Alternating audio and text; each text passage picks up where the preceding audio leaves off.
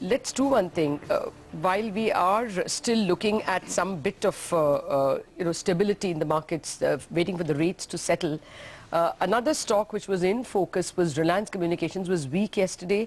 That was because on Friday, CARE Ratings, or at least NSE announced that CARE Ratings has downgraded Reliance Communications' long-term facility to BB from A- and put them on credit watch. It's also downgraded their short-term facilities from A2 plus to A4.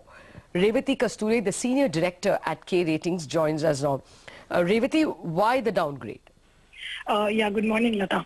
So, Reliance Communication operates predominantly in the wireless telecom industry, apart from the host of other activities that it does, but predominantly in the wireless telecom sector. Now, this sector has been facing a lot of headwinds with the entry of Reliance Jio and the resultant free price packs which were offered, which led to a downside for the entire industry. So it's not only RCom which has been affected. Yeah, Revati, I'm sorry to interrupt, but this competition from Rel Jio has been happening for 6-8 months now. Yes. Why the downgrade on Friday? So, this competition, to translate into what exactly would the numbers be, it would be available only after a period of time, So, a view on whether or not this is permanent in nature or this could be temporary in nature was also required to be formed. So, we believe that this particular, issue that the telecom sector is grappling with is more of a permanent issue rather than a temporary issue. So it's not that it's going to course correct in a matter of next 3 to 6 months, but it is here to stay, which is why the credit profile per se weakens on a structural basis. And Revati, that was my next question. Is there a possibility of a further downgrade from BB to say C or D? Because looks like the situation is only getting worse for Reliance Communication given the competitive scenario.